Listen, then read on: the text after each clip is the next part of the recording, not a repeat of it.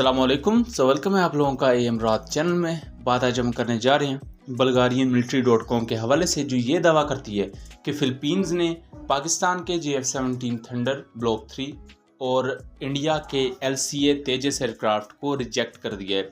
उसके मुकाबले में वो अमेरिका से F-16 ब्लॉक 70 या वो इंटरेस्टेड हैं स्वीडन के SAB 39 ग्रिपन एयरक्राफ्ट में। इस पूरे आर्टिकल का हम एनालिसिस करेंगे या इसको डिबंक करेंगे। इसमें अहम चीज़ ये है कि उन्होंने दो एयरक्राफ्ट को मेंशन किया है, JF-17 को और तेजस को, जबकि इससे पहले कोई ख़ास इस तरह की रिपोर्ट्स मौजूद नहीं है कि फ़िलीपींस जैसी कंट्री को ये एयरक्राफ्ट पिच किए गए हों। इस वीडियो में हम फ़िलीपींस की हिस्ट्री की भी बात करेंगे कि फ़िलीपींस को क्यों ये एयरक्राफ्ट पिच नहीं किए जा सकते, ख़ास तौर पर अगर हम पाकिस्तान और चाइनीज़ एयरक्राफ्ट की बात करें। लेकिन वीडियो में आगे बढ़ने से पहले आप चैनल को सब्सक्राइब कर लें, हमारी वीडियोस को शेयर कीजिएगा। सबसे पहले फ़िलीपींस की हिस्ट्री की बात करें तो पैसिफिक रीजन में मौजूद फ़िलीपींस एक कंट्री है जो कि मुख्तलिफ जजीरों या आइलैंड पर मुश्तमिल है। 1942 से लेकर 1945 तक यहाँ जापान की हुकूमत रही थी, क्योंकि जापान उस वक्त अपनी एक्सपेंशन कर रहा था और मुख्तलिफ एरियाज़ पर जापान कब्जा कर चुका था। उसी दौरान वर्ल्ड वॉर 2 भी जारी थी।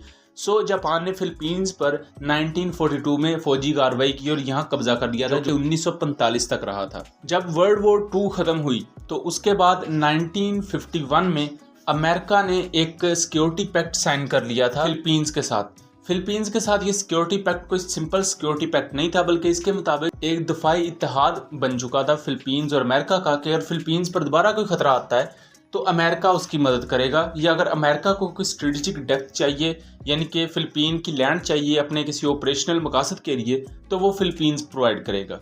और ये सिक्योरिटी पैक्ट आज तक मौजूद है। इससे आपको ये अंदाज़ा हो जाएगा कि फ़िलीपींस कितना बड़ा इत्तेहादी है अमेरिका का। बाकायदा आप उसे अमेरिकन कैंप का एक हिस्सा मान सकते हैं।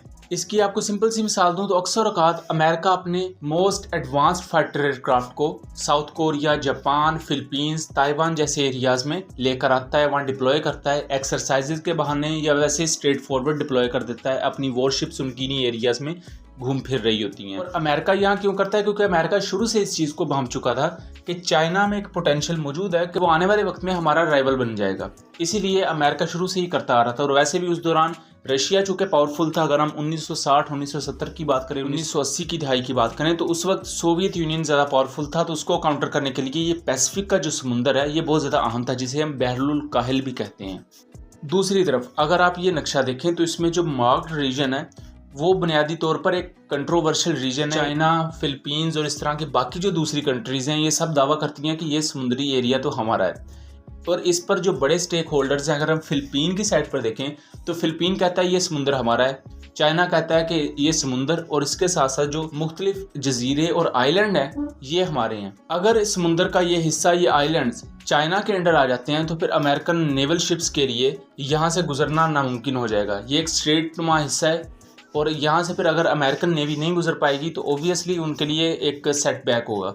और ये फ़िलहाल तो फ़िलीपींस के पास है ये हिस्सा, सो इसलिए अमेरिकन शिप्स यहाँ से गुजर भी जाती हैं और वो चाइना पर बहुत ही करीबी तौर पर नज़र भी रखे हुए हैं। सो इस हिस्ट्री से आपको ये पता चल चुका होगा कि फ़िलीपींस कितना बड़ा हमायती और कितना बड़ा इत्तेहादी है अमेरिका का, जबकि वो उतना ही बड़ा मुखालफ है चाइना का। अब आते हैं हम इस रिपोर्ट की तरफ, जो कि ये दावा करती है कि JF-17 थंडर ब्लॉक 3 को रिजेक्ट कर दिया गया फ़िलीपींस की तरफ से।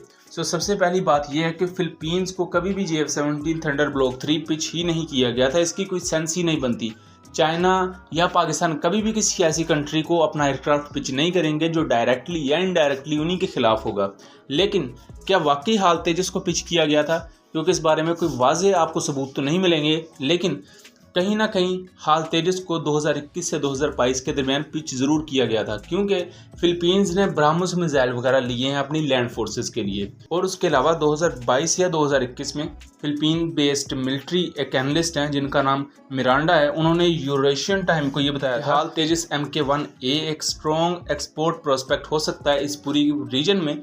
और ये सिंपल और लोकल एयर फोर्सेस जिनके पास बहुत ज़्यादा फंड्स नहीं हैं, ये उनकी मॉडर्नाइजेशन के लिए बहुत ही अच्छा कॉम्बैट एयरक्राफ्ट प्रूव हो सकता है। यहाँ हमें थोड़ा सा हिंट मिलता है कि LCA तेजस MK-1A को पिच किया गया था फ़िलीपींस को जब ब्राह्मोस मिसाइल की डील भी यहाँ कंक्लूड की गई थी। लेकिन अब आते हैं इसके मेन कंपेटिटर्स पर। दो एयरक्राफ्ट जो इस रेस का हिस्सा हैं उनमें से एक फ़िलीपींस एयरफोर्स लेगी, वो हैं F-16 ब्लॉक 70 और उसके बाद SAB 39 ग्रिपन एयरक्राफ्ट।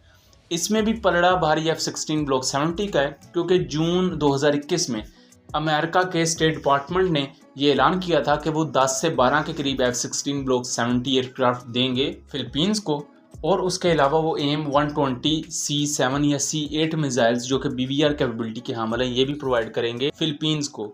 उस वक्त हुआ क्या था कि फिलीपींस एयरफोर्स ने उस वक्त रिजेक्ट कर दिए थे, F-16 ब्लॉक 70 भी रिजेक्ट कर दिए थे, क्योंकि इन 10 से 12 F-16 ब्लॉक 70 की जो मालियत थी या कीमत थी वो $2.34 बिलियन थी, जो कि बहुत ज़्यादा थी। अब उसका मुतबादल अमेरिका ने क्या कहा है कि हम आपको F-16 ब्लॉक 50 देंगे, लेकिन F-16 ब्लॉक 50 के एयर फ्रेम में आपको ब्लॉक 70 की अपग्रेड्स दे देंगे। यानी कि F-16 का एयर फ्रेम सेकेंड हैंड होगा, लेकिन उसके अंदर एवियोनिक्स ब्लॉक 70 स्टैंडर्ड की होगी। उसकी भी टोटल कीमत 2.34 बिलियन ही होगी या उससे में भी कम हो जाएगी, लेकिन इसमें यह होगा कि उसी पैसों में साथ साथ इनका वेपन पैकेज भी आ जाएगा। अदरवाइज इससे पहले यह था कि वेपन पैकेज इसके अलावा था। अमेरिका अपने मोस्ट एडवांस एयरक्राफ्ट भी फिलीपींस में रख रहा है। 2021 में F-35 इन एरियाज में डिप्लॉयड थे। इसके बाद 2021 के एंड में क्लार्क एयरबेस मौजूद है फिलीपींस में, वहाँ अमेरिका ने अपने F-22 रैप्टर एयरक्राफ्ट डिप्लॉय किए हुए हैं और वो आगे तक डिप्लॉयड हैं। क्योंकि हम सब जानते हैं कि अमेरिका का NGAD यानी next generation air dominance program जो है उसके तहत 6th जनरेशन एयरक्राफ्ट बनाया जाएगा, लेकिन उस 6th जनरेशन एयरक्राफ्ट के बनने तक या उसके बनने के बाद F-22 की कोई खास वक़्त नहीं रह जाएगी। मौजूदा जो उनकी सर्विस लाइफ बची है, अमेरिका उन्हें फिर अच्छी तरह रगड़ के यूज़ करना चाहता है, इसलिए अब वो F-22 को फैला रहे हैं पूरे के पूरे बहरुल काहिल या पैसिफिक के रीजन में, ताकि चाइना को थ्रेटन किया जा सके या चाइना को काउंटर किया जा सके। उम्मीद करता हूँ चीज़ें क्लियर रही होंगी। मिलेंगे अगली वीडियो में, तब तक के लिए अल्लाह हाफिज़।